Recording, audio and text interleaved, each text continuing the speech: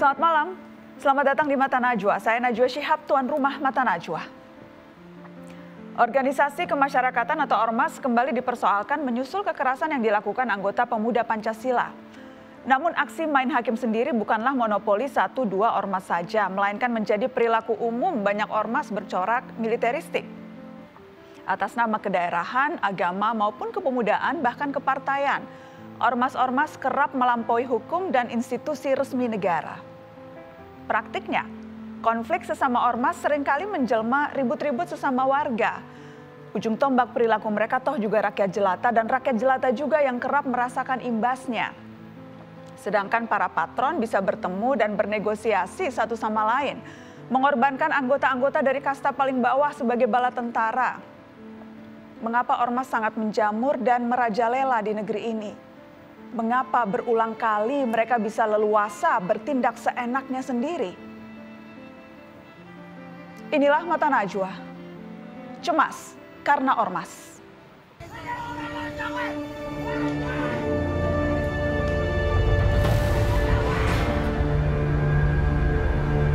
Satu orang akibat bentrokan massa dua ormas di perbatasan Sukabumi Cianjur berbuntut panjang.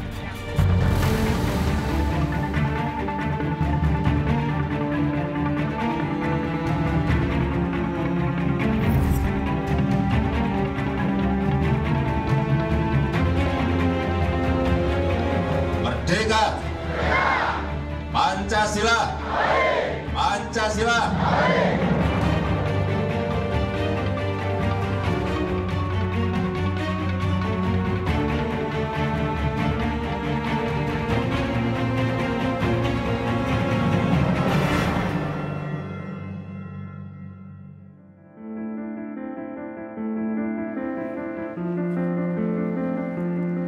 Patut cemas karena ormas?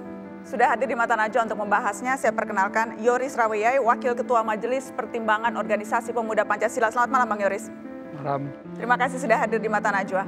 Saya juga mengundang Wakil Ketua Komisi 2 DPR dari fraksi PKB, Lukman Hakim. Selamat malam Mas Lukman. Selamat malam, Assalamualaikum Mbak. Waalaikumsalam warahmatullahi wabarakatuh. Dan hadir juga Sana Jafri, Direktur Institute for Policy Analysis of Conflict. Selamat malam Sana. Belasan orang ditahan dan ada 6 diantaranya ditetapkan sebagai tersangka atas kasus pengeroyokan anggota kepolisian dalam demo Ormas Pemuda Pancasila di DPR Kamis pekan lalu. Peristiwa ini membuat organisasi kemasyarakatan lagi-lagi jadi sorotan.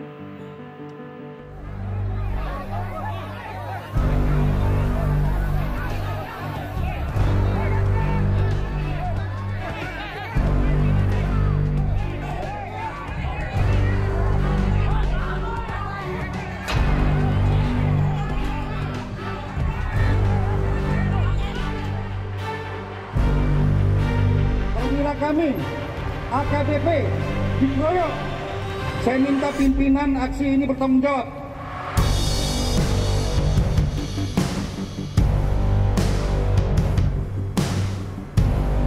Jadi tidak boleh ada organisasi manapun yang menempatkan dirinya di atas hukum. Ya, ini perlu menjadi catatan kita bahwa Ormas Pemuda Pancasila dalam kegiatan hari ini seolah-olah menempatkan mereka di atas daripada hukum. Saya akan langsung ke Bang Yoris. Bang Yoris, organisasi Anda menempatkan diri seakan-akan di atas hukum. Itu tadi kata Kabid Humas Polda Metro Jaya. Apa yang terjadi Bang Yoris?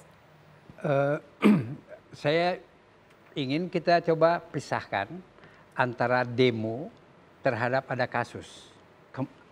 Kemudian terjadi ekses di mana ada seorang polisi yang dipukul oleh anggota Pemuda Pancasila.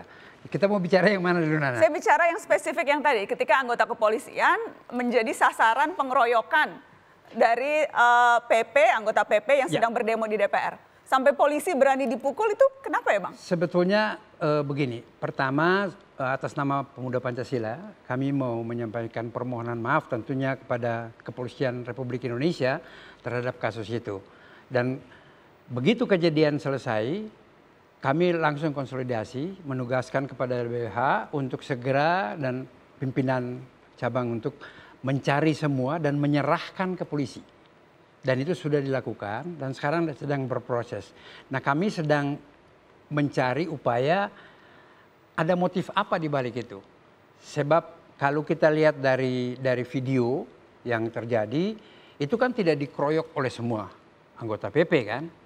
Tetapi ada yang melerai, kemudian ada yang memukul dari samping, dan ternyata kami coba melakukan.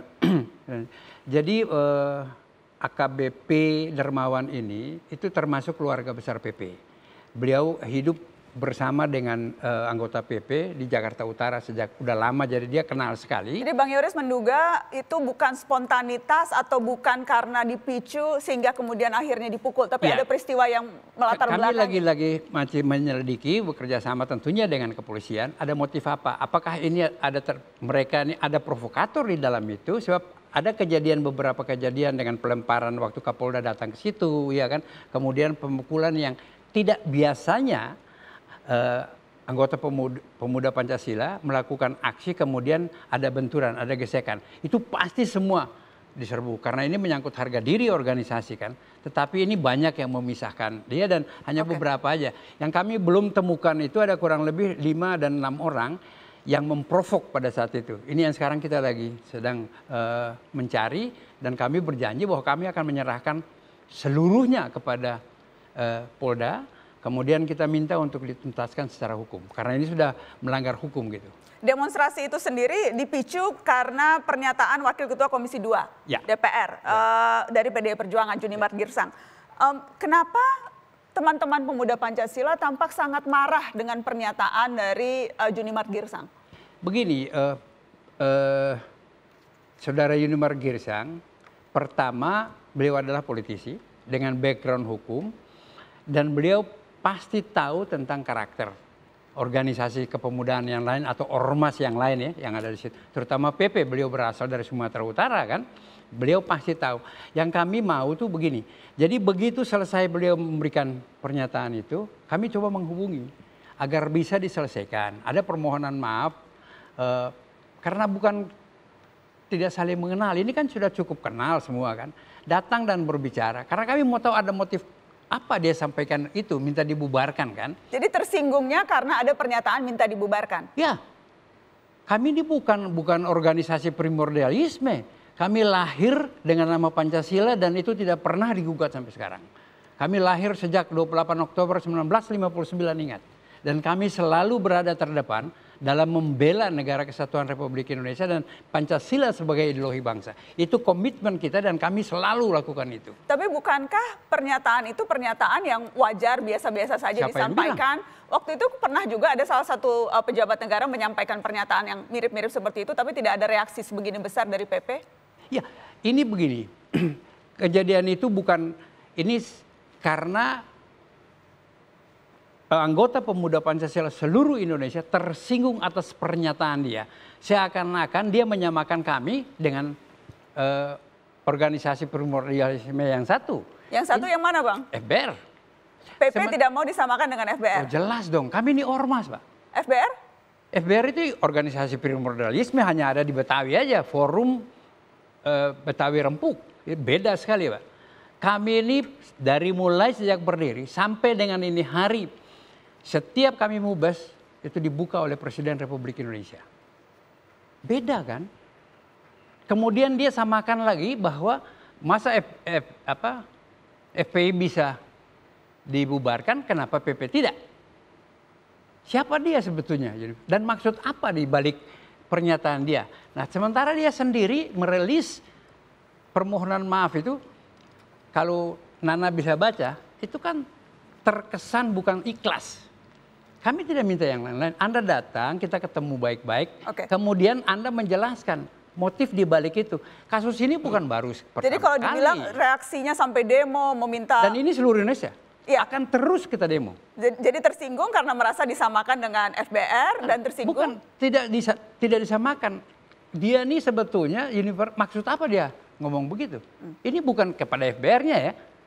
Tapi kepada Junimart bahwa kenapa dia harus menyampaikan itu, kita perlu klarifikasi dong. Baik, saya mau ke sana. Yang kita lihat yang menyampaikan pernyataan itu anggota DPR Ya, Dan reaksi dari PP adalah demo seluruh Indonesia. Demonya sampai berujung rusuh, ada polisi yang jadi korban. Menurut Anda ini apa yang bisa dibaca dari reaksi seperti itu? Seperti Mbak Najwa sebut tadi, ini bukan pertama kali ada pejabat negara yang mengancam pemuda Pancasila dengan ancaman membekukan atau membubarkan. Pada tahun 2016, Pak Luhut selaku Menko Polhukam juga pernah keluarkan pernyataan seperti itu, bilang bahwa nanti saya bekukan. Dan waktu itu ada kasus demo di Surabaya. Dan kita akan tunjukkan pernyataan Pak Luhut waktu itu Menko Polhukam. Demonya tidak ada demo bahkan ya? Bahkan tidak. Dan waktu itu reaksinya sangat berbeda. Bahkan ada pejabat pemuda Pancasila dari daerah, dari Jawa Timur waktu itu, yang mempertanyakan kewenangan Pak Luhut, siapa Pak Luhut yang bisa mengeluarkan dan pemuda Pancasila ada reaksi, ada reaksi. Tidak semasif seperti sekarang, jelas karena ada komunikasi. Bahkan demo itu dilanjut, jadi ada kesan dicuekkan pernyataan seperti itu pada tahun 2016. Tetapi kalau kita lihat sekarang reaksinya sangat berbeda, jadi sangat sensitif teman-teman pemuda Pancasila sekarang dengan pernyataan dari pejabat. Sebegitu sensitifnya sampai kemudian ketika demo di DPR, Bang Yoris, itu ada spanduk-spanduk yang tulisannya seperti ini. Kita akan tunjukkan spanduknya. Siapa yang berniat membubarkan pemuda Pancasila terindikasi PKI. Jadi sampai sebegitu jauh? Pasti. Yang mau membubarkan itu terindikasi PKI? Pasti. Kita akan tunjukkan spanduknya, tolong dikeluarkan. Pasti Anda bilang?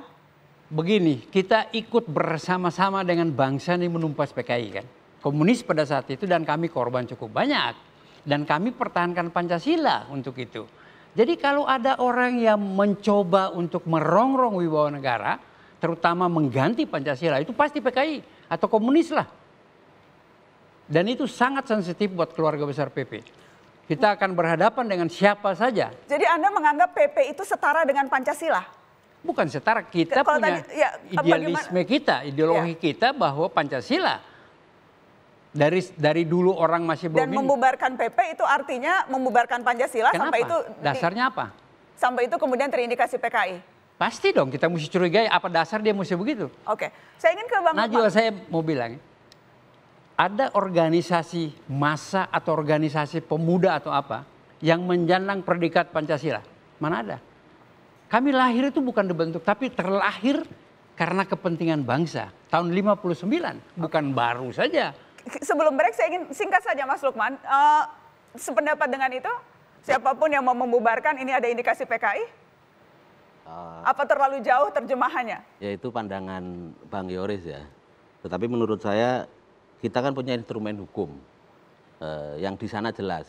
Suatu ormas dibubarkan misalnya, ada sanksi-sanksi termasuk sanksi pembubaran, itu apabila 1, 2, 3, 4 itu di pasal 59 Undang-Undang Ormas kita kan sudah jelas. Syaratnya jadi, ketat. Saya kira kembali lagi ke instrumen hukum kita saja ke sana.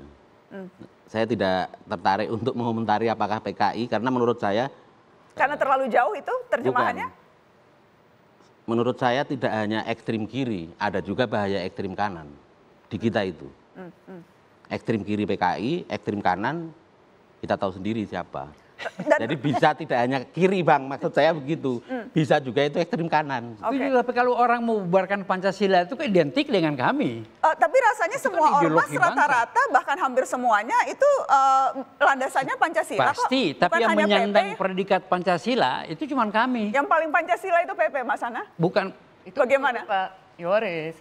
Tapi yang penting kita membedakan antara ideologi dan tindakan-tindakan yang dilakukan oleh anggota ormas. Jadi pernyataan yang keluar atau concern masyarakat yang kita lihat setelah beberapa kejadian ini bukan mempertanyakan komitmen atau ideologi pemuda Pancasila terhadap NKRI atau Pancasila. Itu tidak diragukan ya? Tidak diragukan, tapi yang menjadi masalah adalah tindakan-tindakan ekses daripada setiap kegiatan kita yang berhimpitan dan biasa menimbulkan berbagai macam reaksi kan. Itu kami paham dan saya pikir itu bukan hanya di kami saja kan. Banyak ekses terjadi di mana-mana. Dan apalagi yang disoroti oleh Junimer itu hanya kasus di Tangerang dan itu bukan kasus baru dari dulu. Apa sebetulnya maksudnya apa itu? Kita akan kembali setelah pariwara. Setelah ini kita akan bahas spesifik soal kasus yang terjadi di Ciledug. Setelah pariwara, kita akan bahas, tetap di sini.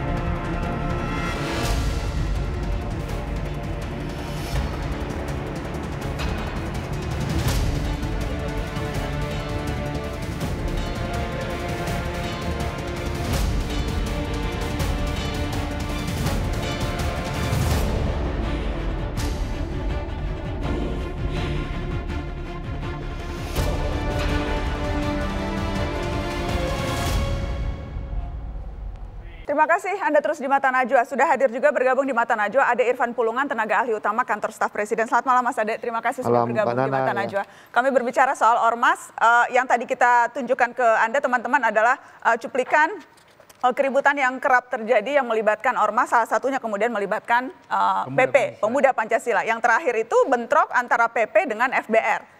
Dan itu bentrok yang tadi Anda katakan sebetulnya bukan sekali dua kali tapi sudah berulang kali Bang Yoris. Banyak beberapa bulan terakhir kan kejadian bukan hanya di Jakarta ya, tapi di Jawa Tengah, di Jawa Barat. Dan apa masalah yang mendasar? Ya ini kan gesekan di bawah aja, sosial aja kan. Kebanyakan karena ketersinggungan, kita nggak tahu ya kan. Benturan-benturan itu, dan saya pikir itu bukan hanya PP saja, tapi hampir gesekan antar sesama ormas atau komunitas-komunitas pemuda di daerah-daerah. Ya kan. Seolah-olah Anda menganggap itu biasa. Tidak biasa. Tadi Anda katakan sudah kerap terjadi, ini ketersinggungan. Saya mau bicara fakta, bahwa fakta itu bahwa sudah sering terjadi. Dan kami selalu dalam setiap kegiatan atau menjadi persoalan, kami bukan menghindar atau kami membela diri. Kami menyerahkan seluruh pelaku dan minta dituntut secara hukum, sesuai dengan hukum yang berlaku. Jadi bukan kami membela mereka. Seperti kejadian kemarin, kami serahkan semua kan. Malah sekarang ini kami melihat ada 6 orang yang sedang kami cari juga, yang terindikasi memprovok pada saat kejadian itu. Oke, sering terjadi, apakah kemudian, apa kalau dari penelitian Anda sana, apa penyebab yang kerap kali memicu bentrokan antar ormas di grassroots? Jadi kita mungkin yang disebut sama Pak Yoris betul bahwa pemicunya adalah hal-hal sepele. Ada ketersinggungan, ada juga masalah lahan, masalah parkir, ada masalah ekonomi. Jadi yang perlu kita memahami adalah memang masalah dasarnya kenapa terjadi keributan antar ormas bukan hanya PP dengan FBR, tapi secara lebih luas adalah masalah sosioekonomi. Karena tidak semua anggota, bahkan mayoritas anggota ormas tidak semapan pemimpinannya. Jadi mereka ini rata-rata adalah anak-anak muda yang punya ekonomi sulit dan masa depan yang tidak menjanjikan, sehingga bisa dimanfaatkan oleh berbagai macam elit untuk kepentingan sendiri, entah itu sengketa lahan atau masalah yang lain. Bagaimana Mas Lukman, karena benturan-benturan ini yang merasakan langsung tentunya dampaknya publik, masyarakat, sehingga kalau kita tanya masyarakat terkadang tuh mereka bertanya, jadi apa sih manfaat ormas yang dilihat sehari-hari, terkadang ya benturan-benturan karena hal-hal yang tadi disebutkan. Apa jadi manfaatnya ormas ini Mas Lukman? Jadi begini Mbak Nana, saya percaya Tuhan menciptakan manusia lahir itu tidak untuk membuat keributan, kerusuhan. Manusia lahir itu punya potensi membuat kebaikan. Ketentraman, kedamaian, ketertiban sosial itu kewajiban negara. Saya mengambil posisi dari sana dulu. Nah, potensi manusia baik ciptaan Tuhan itu menjadi kewajiban negara untuk menciptakan ekosistem agar bisa bertumbuh dan berkembang. Nah, hal-hal yang berkait dengan ketidakadilan misalnya, fenomena-fenomena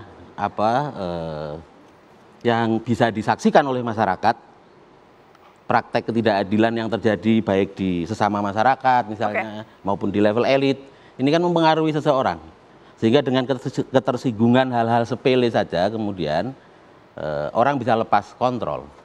Saya melihatnya lebih dari sana. Saya tidak melihat misalnya sampai sekarang ya, sejauh yang saya tahu, yang saya lihat, saya nilai, saya tidak melihat keributan-keributan, kekerasan yang dilakukan oleh anggota-anggota ormas tertentu itu secara sistematis didesain oleh organisasinya. Saya tidak melihat itu sampai sekarang. Oke, yang jelas ada video yang viral. Saya mau tanya Bang Yoris juga, video viral yang di media sosial pasca keributan yang melibatkan PP, yang isi videonya seperti ini, mencengangkan. Video ini dibuat tahun 2019 dan viral lagi ketika kemarin ada rame-rame peristiwa di Ciledug. Kita dengarkan. Jadi jangan pukulin mereka, jangan bacokin mereka, selain bunuh mereka, hilangkan nyawanya. Ya. Kalau berani ganggu keluarga besar PP, apalagi posko. Siap. Kalau ada yang tanya siapapun yang membunuhnya, pulang ke rumah, duduk manis sama keluarganya, saya akan urusan dengan Polda. Saya akan bertanggung jawab sama kata saya. Siap. Nggak ada kata lain, nggak usah dikoordinasi, nggak usah dinegosiasi, bunuh. Siap. Ketika mereka berani ganggu keluarga besar, ketika mereka berani ganggu posko pemuda Pancasila. Bunuh, siapa itu Bang Yoris? Apa konteksnya video ini? Dan ada orang berseragam PP. Bukan semua berseragam PP. Bukan semua, tapi ada. Yang memberikan doktrin itu jelas dia bukan pakai baju PP kan. Kemudian audiens juga tidak semua memakai seragam PP. Ada 1-2 di situ kan. Memang narasi yang dia sampaikan seakan-akan itu ke PP kan. Bahwa kalau ada kejadian bunuh saja. Jadi Nana begini, kita sedang menyelidiki. Tapi itu masalah internal dan kami sedang investigasi kenapa, kapan dibuatnya, kita baru hanya dapat samar-samar 2019. Apakah itu masalah internal Bang? Ketika secara eksplisit disampaikan kalau ada keluarga besar PP apalagi posko yang berani bunuh. Itu rasanya bukan internal organisasi itu. Setuju. Nah sekarang kan kita mau cari siapa sih yang memprovok ini. Sampai dia berani mengeluarkan narasi-narasi ancaman dan ada menyebut di situ keluarga PP kan. Ya. Kalau ada yang merusak apa segala macam, bunuh dan saya akan bertanggung jawab ke polisi kan. Itu kan tadi saya lihat narasi. Nah ini narasi baru muncul setelah kejadian ini kan. Nah kita sudah usut bahwa itu bukan narasi sekarang. Ini kurang lebih 2018-19 yang lalu ya. Nah kita lagi telusuri di mana kejadiannya dan siapa yang ngomong ini. Ini sedang kita lakukan itu. 2019 sama halnya dengan pernyataan yang pernah juga muncul dari Bambang Susatyo di 2019 di Munas Besar. Kita dengarkan pernyataannya seperti ini. Kami akan menjelma menjadi preman dan menjadi buas kembali tanpa pandang bulu. Manakala ada yang mengganggu kedaulatan bangsa, NKRI dan Pancasila. Termasuk juga jika ada yang mencoba-coba mengganggu Bapak Presiden, Pak Jokowi selaku kepala negara dan kepala pemerintahan. Pasti akan kami hadapi sampai titik darah penghabisan. Sampai titik darah penghabisan akan menjelma menjadi preman dan buas PP. Tadi dikatakan oleh Bambang Susatyo. Boleh ditanggapi setelah pariwara Bang Yoris? Kita harus break. Setelah ini kita akan cari tahu apa maksudnya menjadi preman dan buas. Setelah pariwara kita bahas.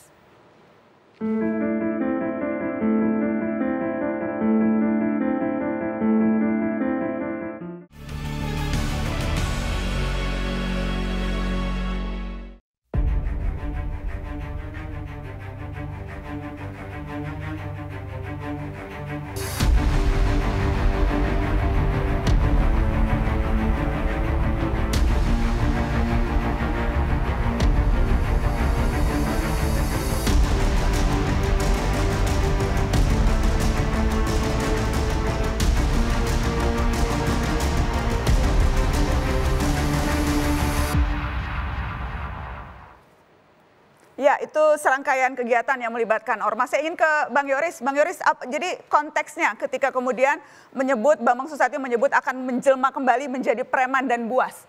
Saya pikir begini ya, jadi jangan kita lihat sepotong. Beliau waktu itu menyampaikan sebagai ketua panitia pelaksana MUBES. Nah jadi ada, kalau kita mesti lihat secara keseluruhan, kalau sepotong-sepotong bisa saja. Dia mengatakan sesuai dengan prinsip dan doktrin PP bahwa siapapun yang mengganggu Pancasila dan pimpinan atau kepala negara, maka PP akan tampil terdepan. Dia akan buas kembali. Pilihan kata preman dan buas itu sengaja ya?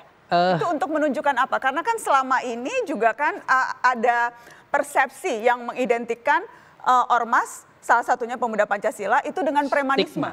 Itu stigma dan Tapi Anda mengaku itu, Bang Yoris? Loh, stigma itu bukan baru. Dan sekarang Najwa mesti lihat ya, dari zaman Orde Baru, Orde Lama dulu kita lahir tahun 59, kemudian menjelma di Orde Baru, kami cukup berafiliasi dengan pemerintah sehingga dapat perlakuan yang lebih baik.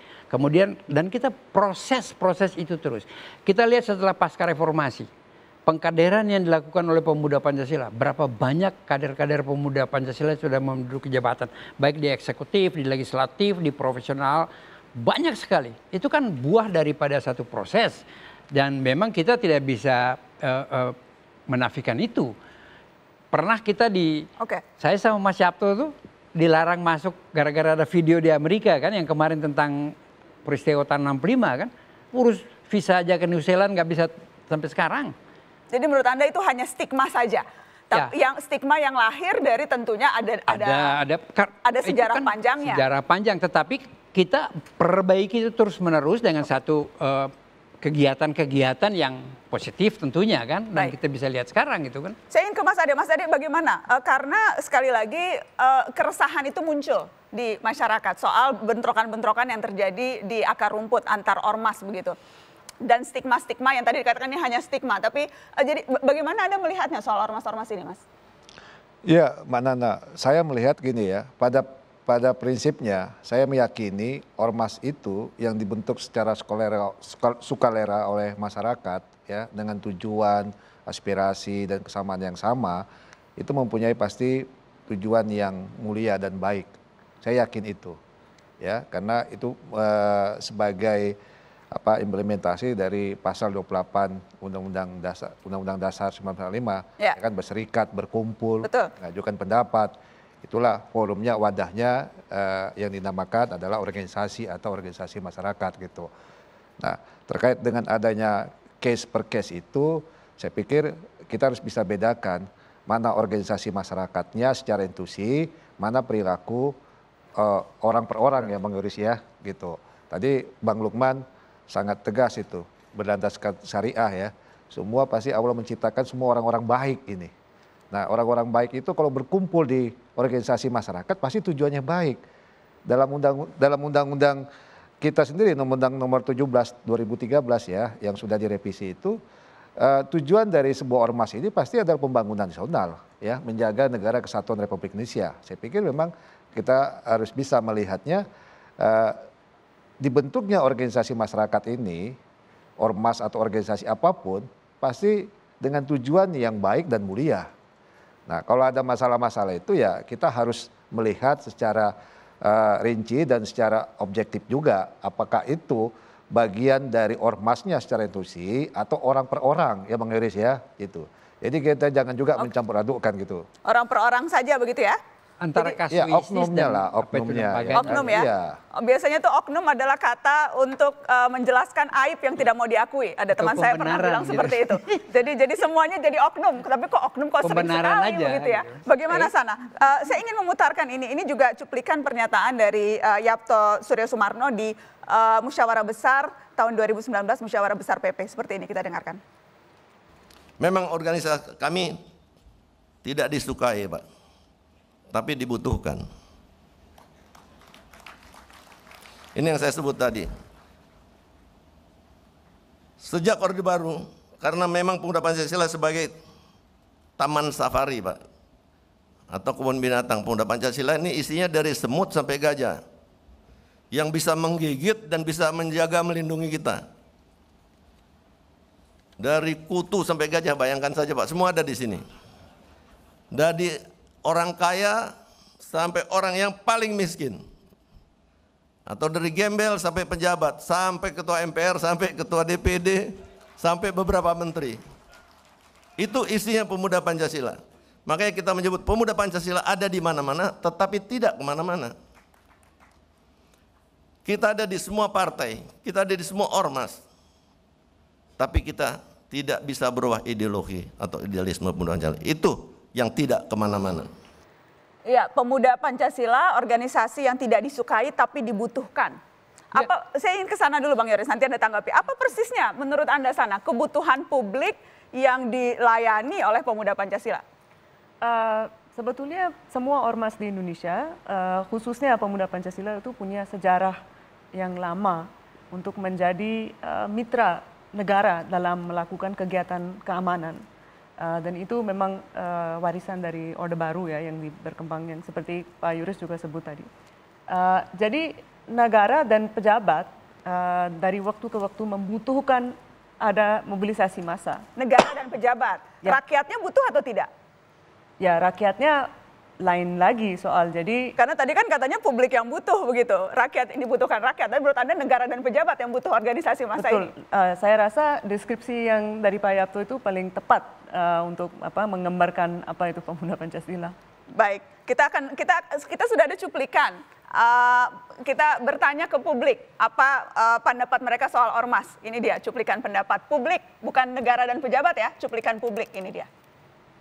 Berfungsi sih kalau kata gue buat ini markir kondangan. Takut sih enggak, cuma kayak takut rusuhnya doang. Kalau cemas khawatir wajar lah karena posisinya ya saya sebagai warga sipil ya pengennya sih aman-aman aja ya, nggak ada kisruh antara ormas sekarang ini sudah berbeda dengan masa lalu, sudah beda jauh. Kalau masa lalu mementingkan masyarakat luas, sekarang ini hanya mementingkan kelompok saja. Menurut gue pribadi sih nggak ada sih fungsinya, karena malah bikin masyarakat takut dan bisa ganggu, sebenarnya sih ganggu kayak juga pedagang-pedagang juga sih. Bang Yoris, nggak ada fungsinya Bang? Menurut sebagian warga? Saya pikir begini, ini masukan. Koreksi dari masyarakat, kritikan-kritikan itu harus kita terima.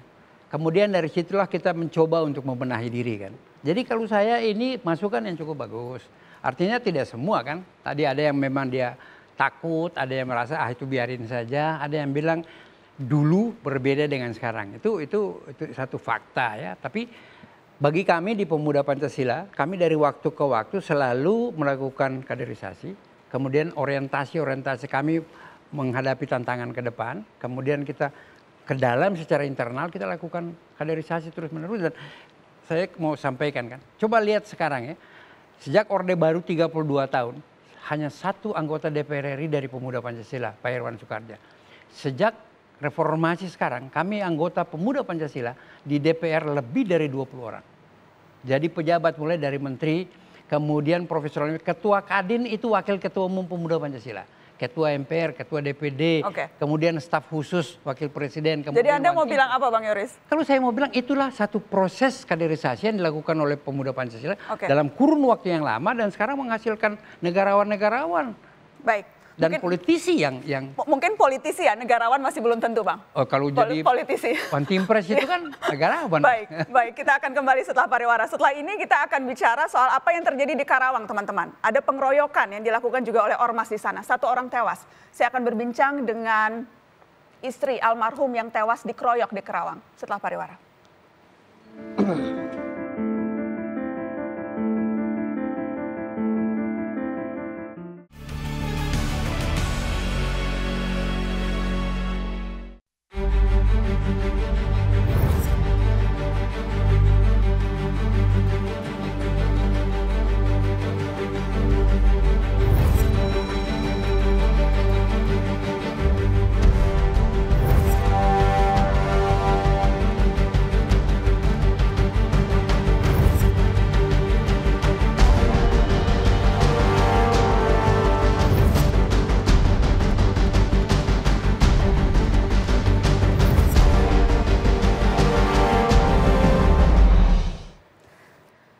Teman-teman, ricu ormas memang bukan kali pertama terjadi dan tak hanya dilakukan 1 atau 2 ormas saja. Salah satu kasus yang belum lama terjadi dan bahkan merenggut nyawa adalah bentrok antar ormas di Karawang, Jawa Barat pada Rabu pekan lalu.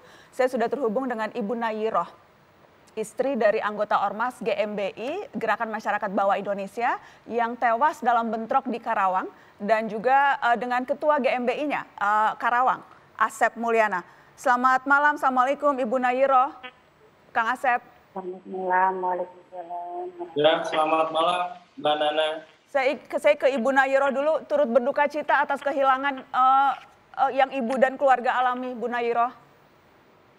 Iya, Mbak.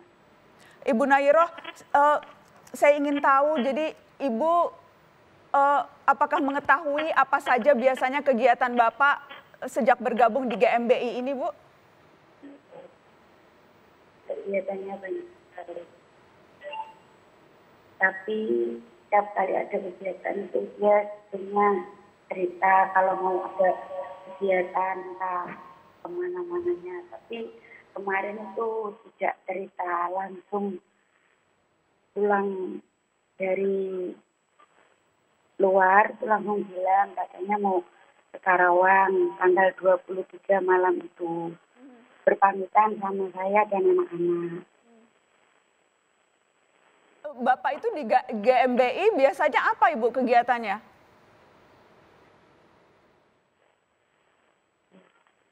Ibu Nairo, bisa mendengar saya, Bu? Iya, kegiatannya banyak sekali, Mbak. Gimana ya?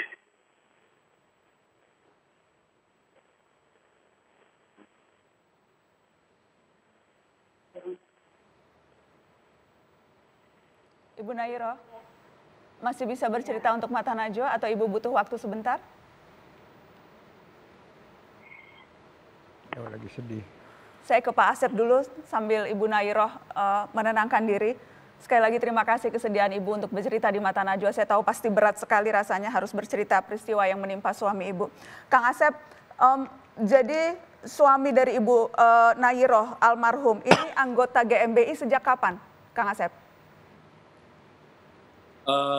Kebetulan almarhum itu anggota GMBI Distrik Rembang, Wiltern, Jawa Tengah, Mbak Nana. Dan tujuannya waktu itu datang ke Karawang, spesifik itu untuk apa? Karawang itu kita kebetulan ada aksi damai, kebetulan Distrik Rembang itu Jawa Tengah, ikut aksi solidaritas untuk mengadakan aksi damai ke PT IKI yang berada di kawasan industri KIC. Dan pengeroyokan itu dilakukan di tengah-tengah aksi damai atau seperti apa? Jadi kebetulan kita aksi damai di kawasan KIC itu ada 4 anggota GMBI Distrik Rembang yang mencari makan ke arah Karawang Kota. Terjadilah pengeroyokan 1 buah unit kendaraan mobil Brio dan 4 orang lainnya, Mbak Nana. Dan sudah diidentifikasi ini pengeroyokan dilakukan oleh ormas yang lain begitu ya? Betul, Mbak Nana. Tapi ini pure murni pengeroyokan. Aksi kita, aksi damai, berada di kawasan KIC, persis depan PT ICI.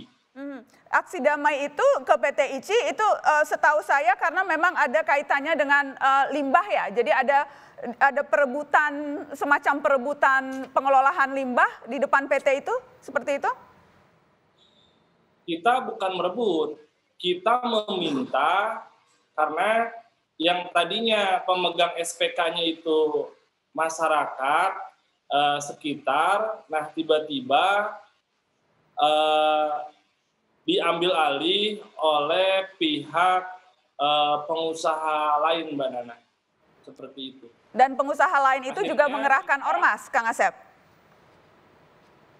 Ya, sepertinya seperti itu. Jadi ini duel dalam tanda kutip antar ormas terkait pengelolaan limbah, jadi terkait kepentingan ekonomi di satu perusahaan, begitu ya. Sering tidak GMBI ini terlibat konflik-konflik seperti ini? Tidak juga, Mbak Nana. Kita tetap di jalur sosial kontrol di pemerintahan, BUMN dan swasta. Maksudnya apa itu sosial kontrol? Sosial kontrol dengan sesuai dengan Undang-Undang Pasal 27 ayat 3 bahwa LSM itu tugasnya dan fungsinya setiap warga negara berhak dan berkewajiban ikut serta dalam upaya pembelaan negara, dan pasal 28 kemerdekaan berdaulat dan berkumpul, mengeluarkan pikiran dengan lisan dan tulisan dan sebagainya ditetapkan dengan undang-undang. Oke, itu penjabaran undang-undangnya. Prakteknya sosial kontrol yang Ormas Anda lakukan itu apa ya?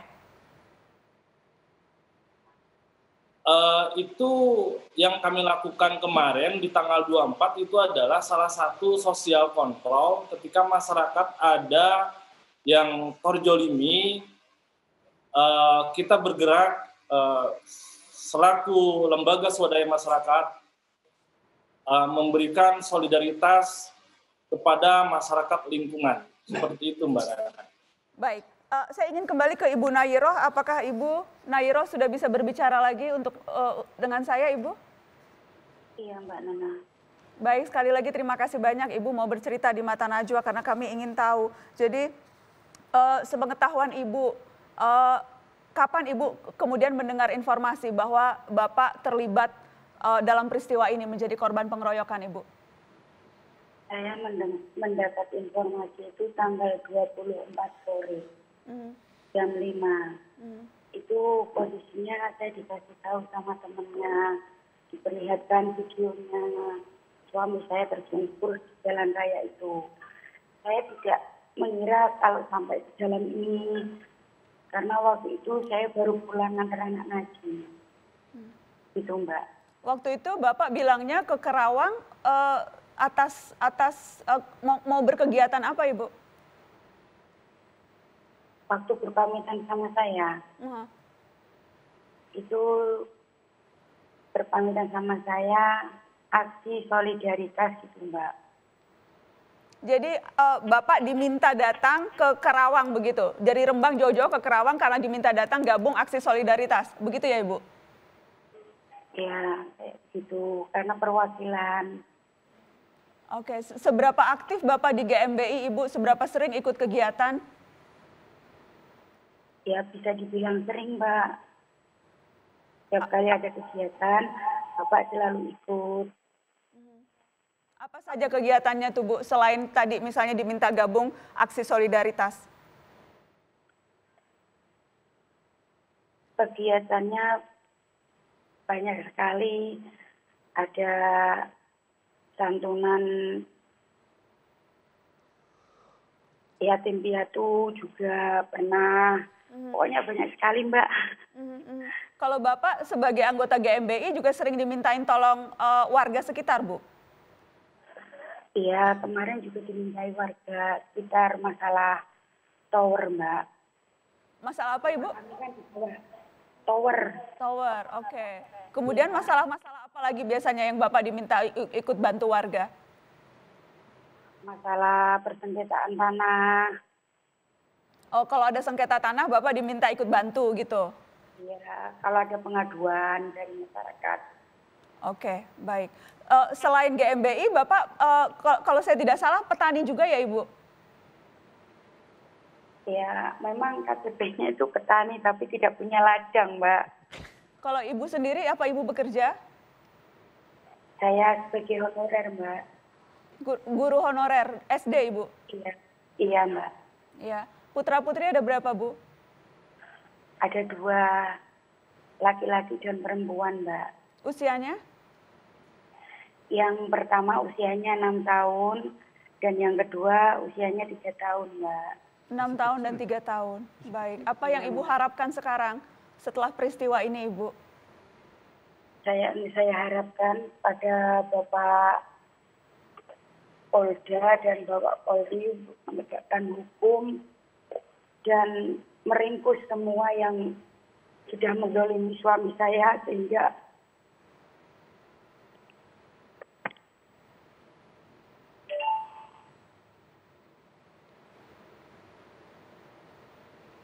masih sedih. Ya. Ibu meminta keadilan ditegakkan. Begitu ya, Ibu? Iya.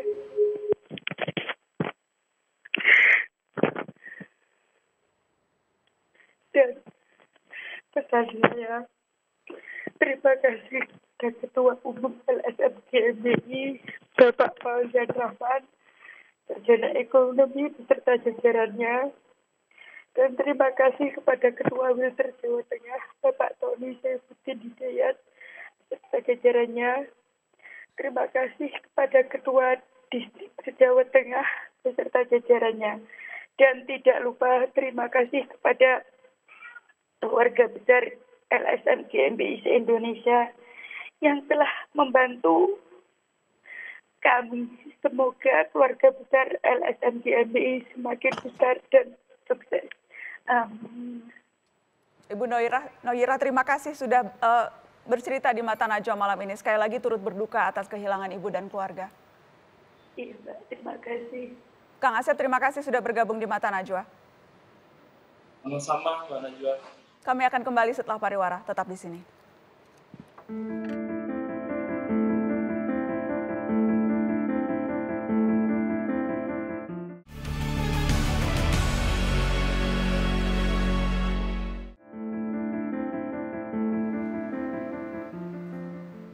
Cemas karena ormas, itu topik Mata Najwa malam ini. Saya ingin minta tanggapan Wakil Ketua Komisi 2 DPR RI, Mas Lukman, soal peristiwa yang tadi kita dengarkan dan juga tangisan Ibu Nayiroh tadi yang suaminya menjadi korban dari bentrokan ormas ini.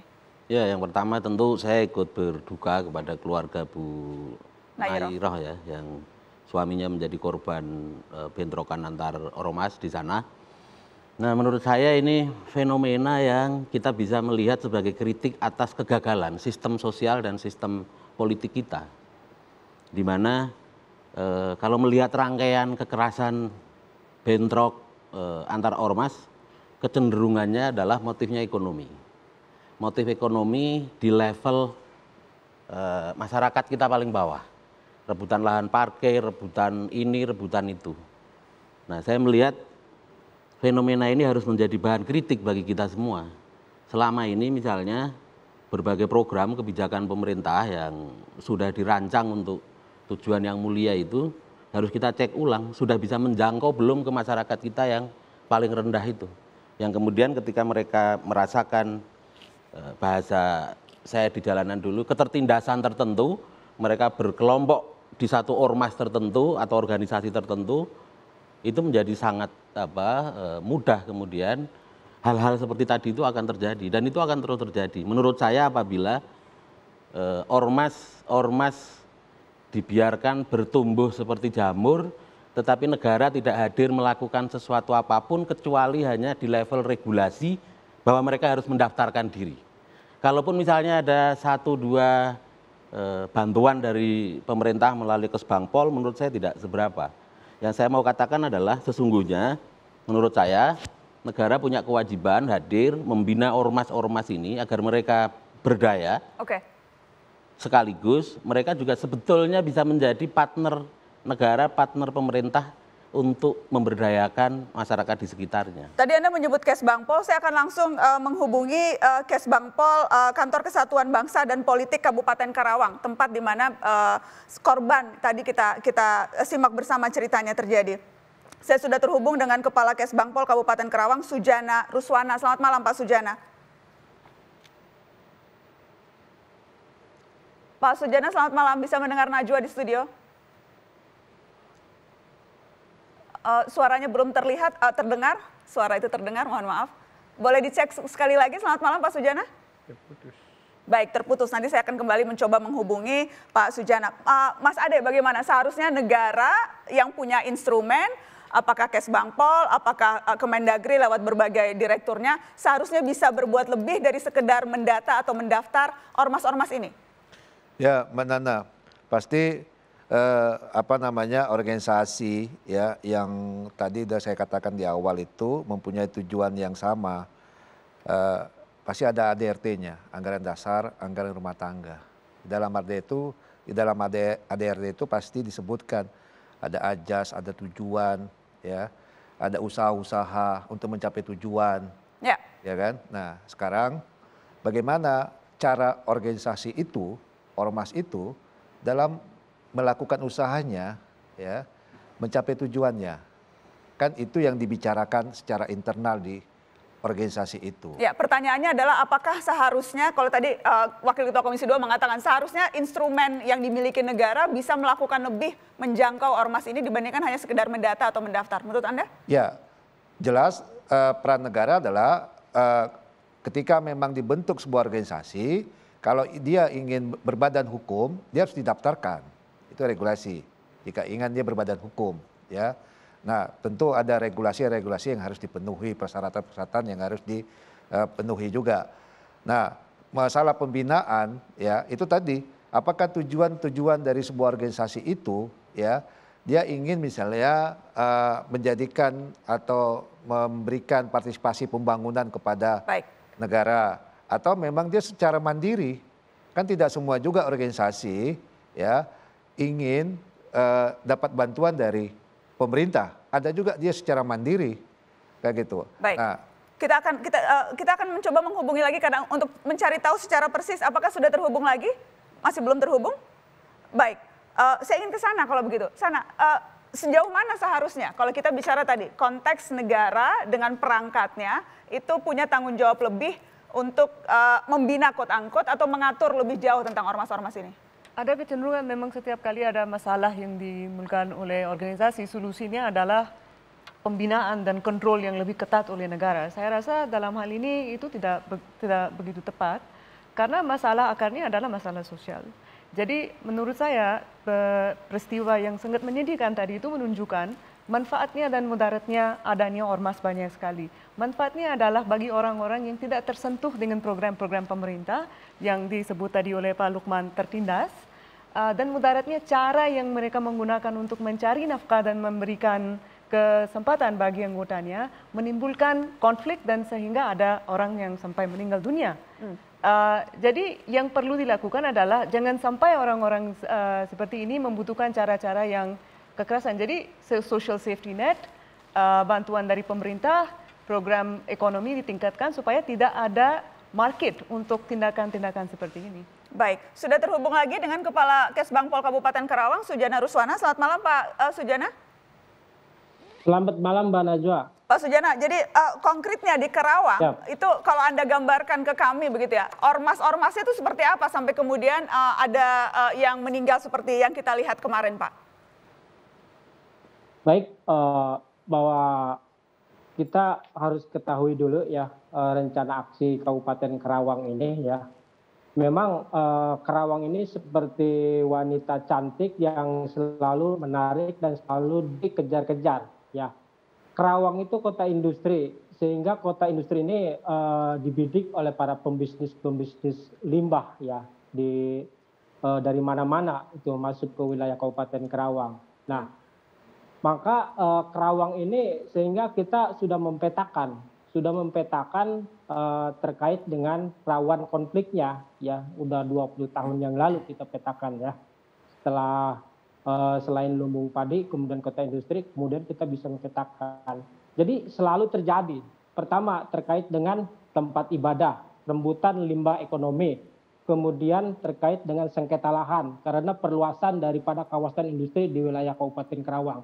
Yang keempat itu terorisme. Nah, kemudian ya di wilayah Kabupaten Karawang yang sering terjadi memang itu bentrok ormas.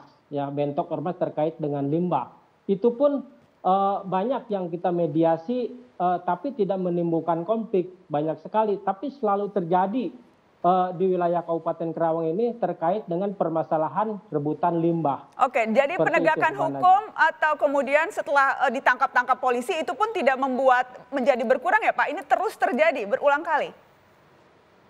Terus terjadi. Bahkan baru hanya di masa pandemi COVID saja 2020 itu tidak pernah terjadi. Ya, sekarang mungkin COVID agak landai 2021. Terjadi lagi lah seperti ini. Begitu. Dan Kesbangpol posisinya bagaimana kalau terus terjadi? Apakah ada evaluasi atau apa langkah konkretnya nih Kesbangpol? Baik, Kesbangpol akan melakukan evaluasi serius. Contohnya seperti gini, semua ketua ormas harus mampu mengendalikan anggotanya. Harus tahu anggotanya dan harus kenal terhadap anggotanya. Nah, sekarang kan di masa pandemi COVID-19 ini, minimal ketua ormas harus memasuki anggotanya ke aplikasi, bila perlu masuk ke aplikasi WhatsApp. Ya, di situ. Ini maksudnya untuk upaya mengontrol ya Pak? Ini upaya mengontrol jadi? Upaya untuk mengontrol, ya, sehingga Ketua Ormas mampu memberikan pemahaman terhadap undang-undang organisasi kemasyarakatan. Ini saya yakin semua ormas tidak tahu isi daripada undang-undang organisasi.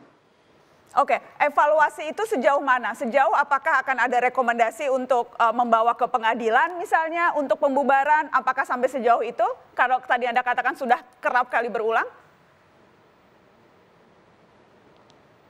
Saya kira tetap kita akan melakukan persuasif terlebih dahulu, Bu, ya.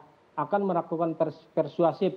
Kita akan koordinasi terus-menerus ke organisasi, ya. Kemudian kita akan melakukan pembinaan dengan melibatkan TNI Polri skala besar. Baik. Mudah-mudahan. Terima kasih Pak Sujana sudah bergabung di Mata Najwa malam ini. Siap. Tetap di Mata Najwa, setelah ini kita akan bicara lagi soal ormas dan wacana pembubaran. Itu wacana yang juga ramai pro kontranya. Kita akan bahas soal itu. Sampai sejauh itukah perlu? Seperti apa yang kita lihat terjadi pada FPI dan HTI? Setelah pariwara, tetap di sini.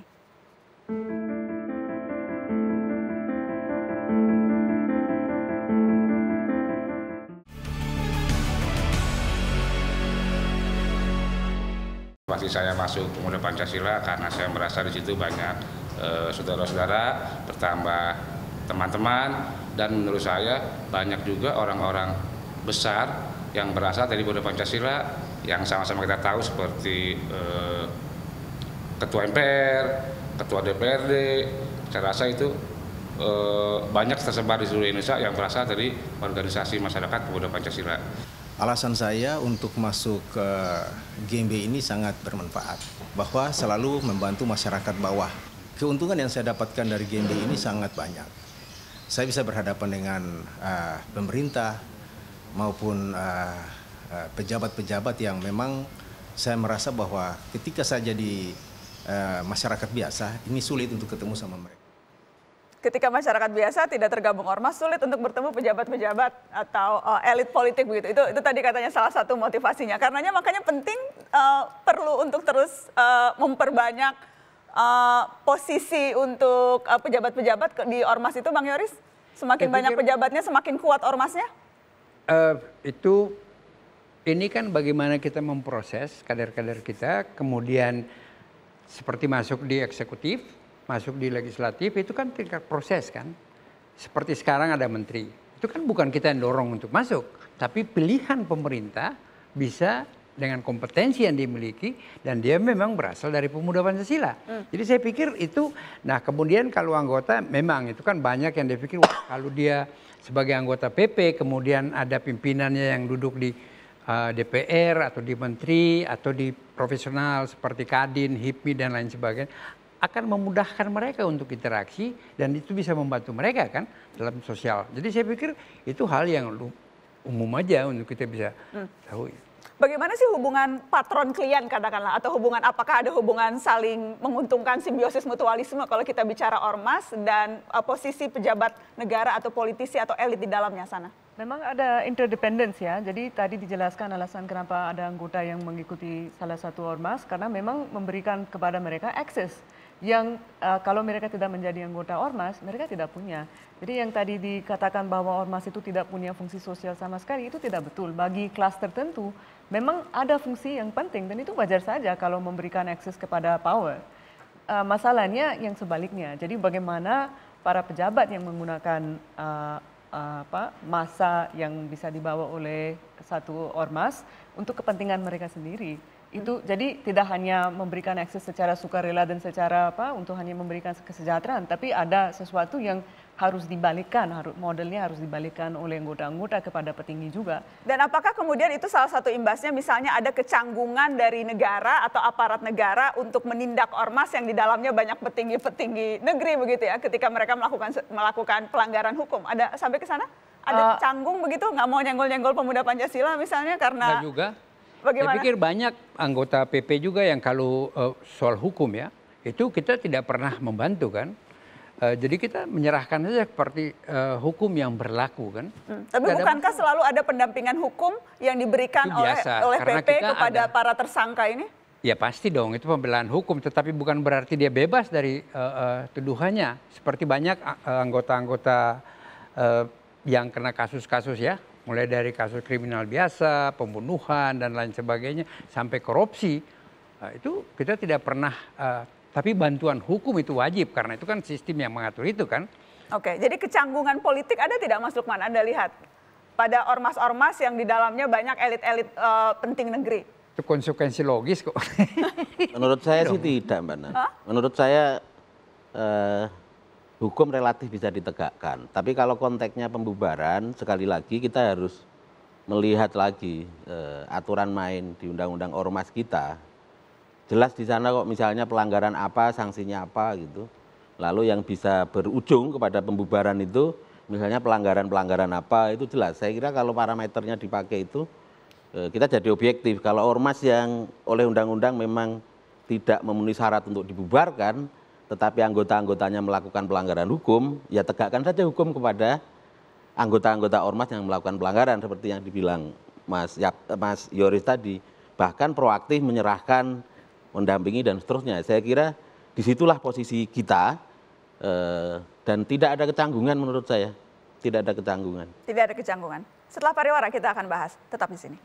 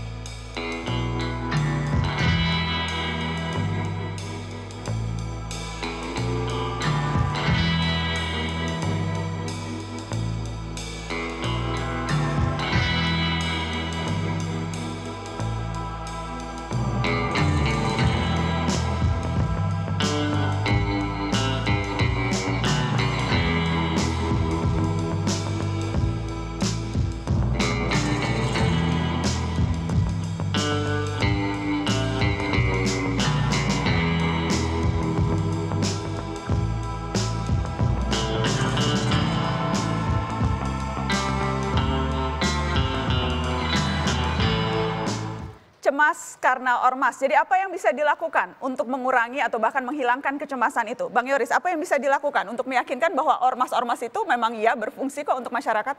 Saya pikir tujuan setiap organisasi apapun bentuknya, itu kan tujuannya untuk mulia. Tentunya untuk membantu sesama, mengkomunikasi, membantu situasi, menciptakan satu situasi yang kondusif, terutama hal-hal yang menyangkut.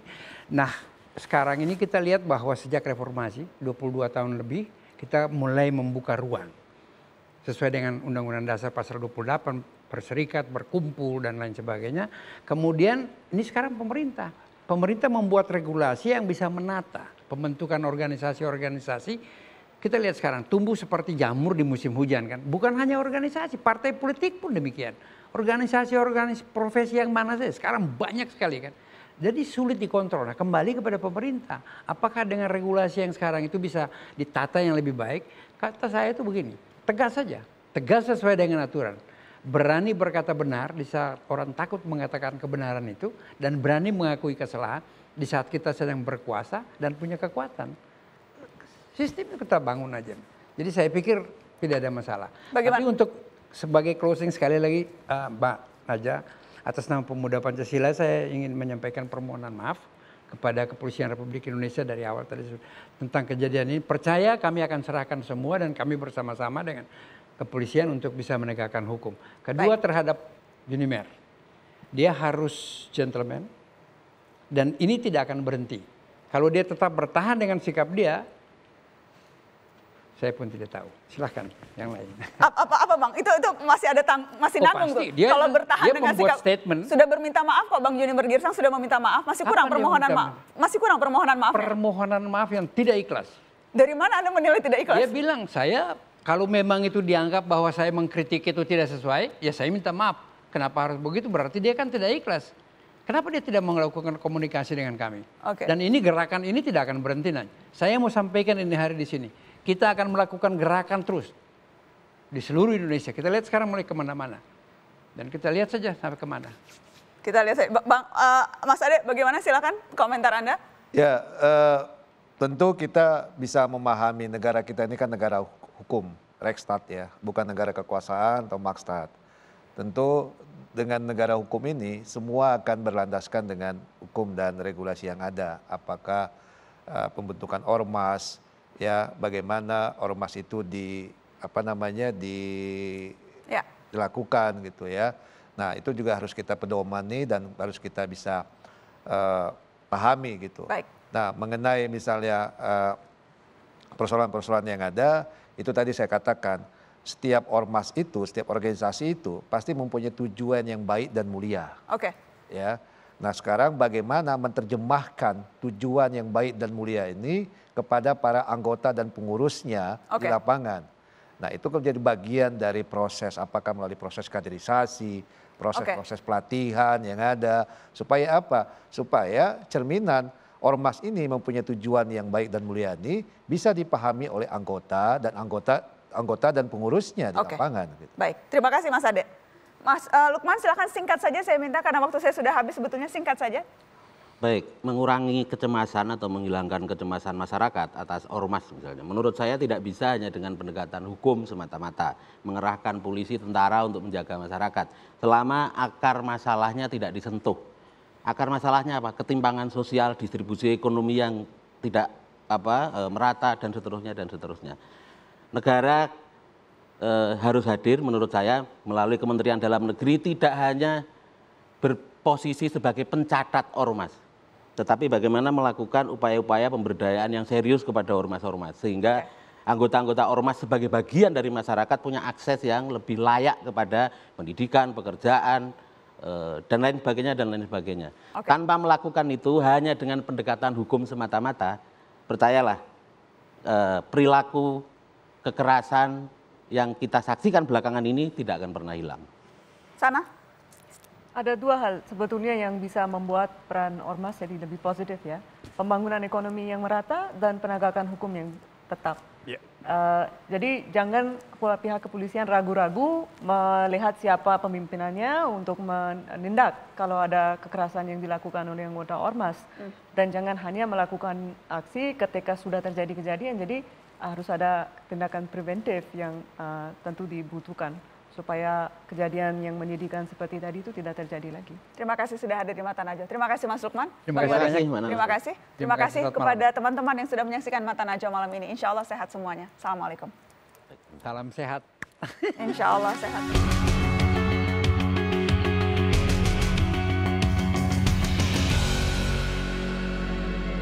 Keresahan atas tindak tanduk ormas bukanlah barang baru, gejala lama sekaligus laten yang berulang setiap waktu. Mentalitas kawanan yang dirayakan melampaui hukum, kebiasaan turun-temurun yang akhirnya semua terpaksa maklum. Kadang dipakai para elit untuk menjaga kepentingan, relasi patron klien yang selalu menyediakan perlindungan. Inilah bukti ruang kosong dalam menegakkan ketertiban, masing-masing terpaksa berlindung ke dalam kawanan. 1+1 menjadi 2 lalu menjelma gerombolan saling bertahan di bawah asuhan hukum rimba kuat-kuatan. Hak untuk berorganisasi memang dijamin konstitusi kita. Kemerdekaan berserikat adalah hak setiap warga. Dengan bersatu siapapun akan menjadi lebih kuat, solidaritas yang sanggup menjebol berbagai sekat. Usaha dan perbuatan sendirian tak akan jadi gelombang kuat. Tapi kita berhimpun bukan untuk saling gebuk sesama rakyat. Dengarlah nyanyi sunyiku, bait risauku, rindu terpendamku, menyala dalam hayatku, duka padamu, duka padaku.